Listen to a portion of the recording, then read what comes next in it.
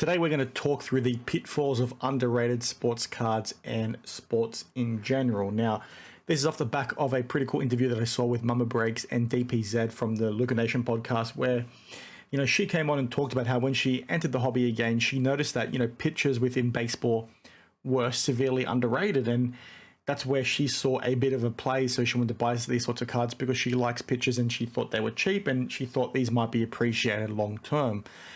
And this sort of piqued my interest because this goes to some of the things we've spoken about in the past with regards to some of these non-traditional sports, things like F1, soccer. And when I say non-traditional, I mean within the US market, right? Where you've got people sort of chasing and buying these cards, as we've said before, and they don't really, care about the sports and they want to buy into them because they consider them to be underappreciated, therefore undervalued, but they don't actually truly care about them. And the rest of the hobby doesn't really either because they're sort of buying into them for the same reasons. And the reason why I talk about this being some sort of a pitfall is because when you're looking at these sports, these cards, these underrated cards, these underrated sports, and these underrated positions, so on and so forth, are typically underrated for a reason. It's because if you follow the sport in general, these are positions that are typically underrated since the dawn of time. They're culturally underrated. And by that I mean like goalkeepers in soccer, right? You have to look at transfer fees associated with goalkeepers or defenders, right? Typically, it's the attackers, it's the strikers that typically draw, a lot more attention. When it comes to fandom, right? People that support these players and these teams, the admiration typically goes to these players that are the more attacking players. The same sort of thing goes to, baseball with regards to the batters or hitters. Same thing in cricket. Pitchers are a big deal. Goalkeepers are a big deal.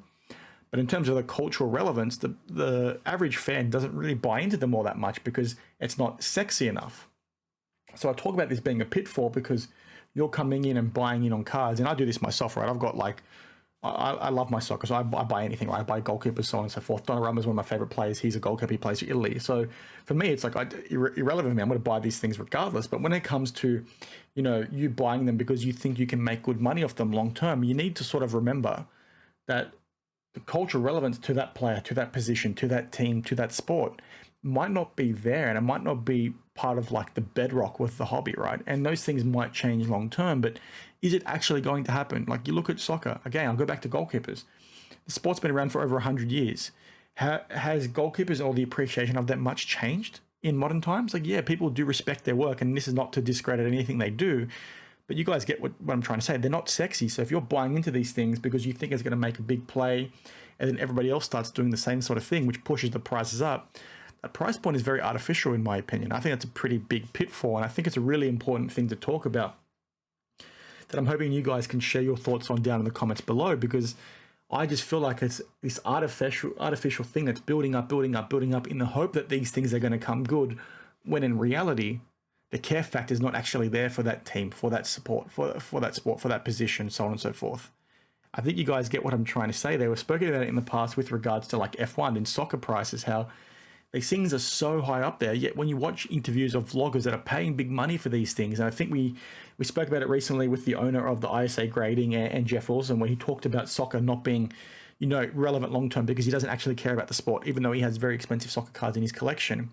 It's like the vast majority of people that are buying that think the same way. And if everybody's thinking the same way as you, that tells you what? It's probably not something that's very wise to be spending a whole lot of money. Now, again, this is not financial advice. This is not investment tips or anything like that.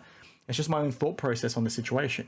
I buy those cards because I love the sport, right? But I'm not going to go ahead and buy MetaZoo outside of a few cards here and there for a bit of fun in the hope that it's going to be super valuable long term, because chances are people are out there doing the exact same thing as me that do not give two shits about the sport or the game in general.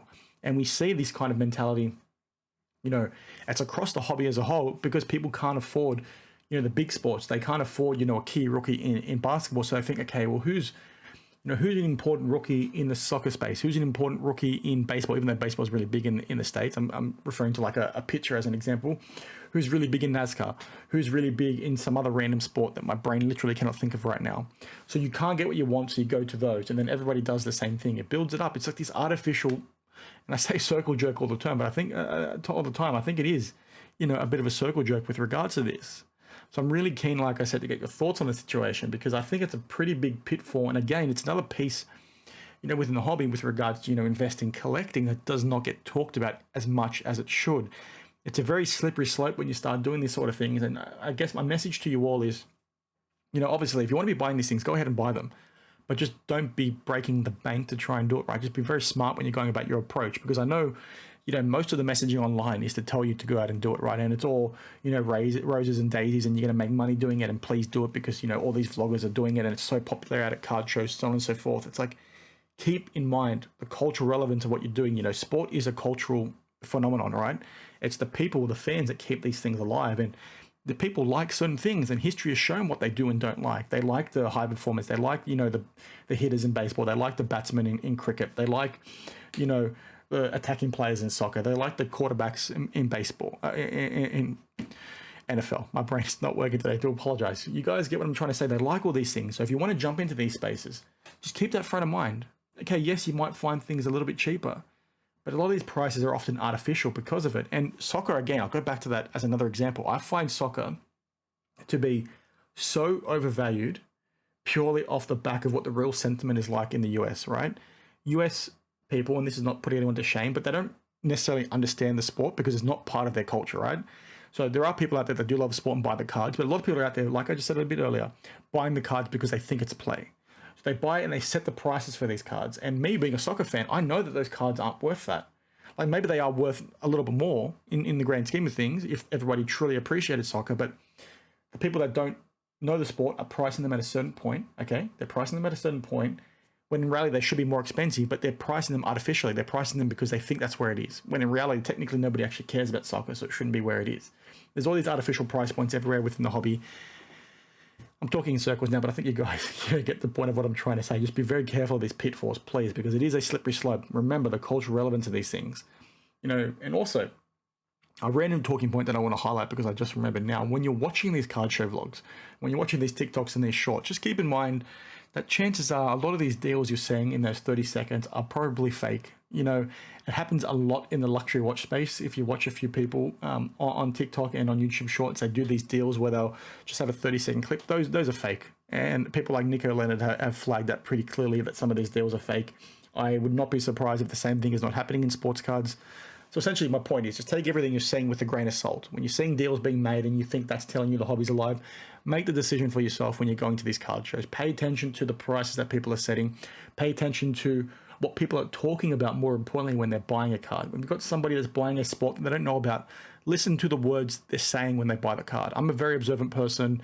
You know, I'm on the spectrum, I have OCD. So when I see these things, they just burn into my mind, right? So I'm seeing little snippets here and there of certain videos, and this stuff is like literally burned into my head. So when I see people buy a sports card that they know nothing about, and that's why they've priced something a certain way, or they've bought it only for that reason, that spells, you know, serious concern for me long term, because if you extrapolate that to the wider population, chances are everyone else thinks like that, and chances are you've got an overinflated market that's going to come down pretty hard pretty soon, in my opinion.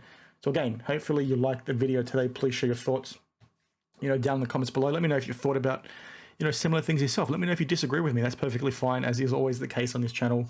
I make content to try and educate. I make content to discuss with you all in the comments. So, you know, please share those, and I will see you in the next one. Cheers.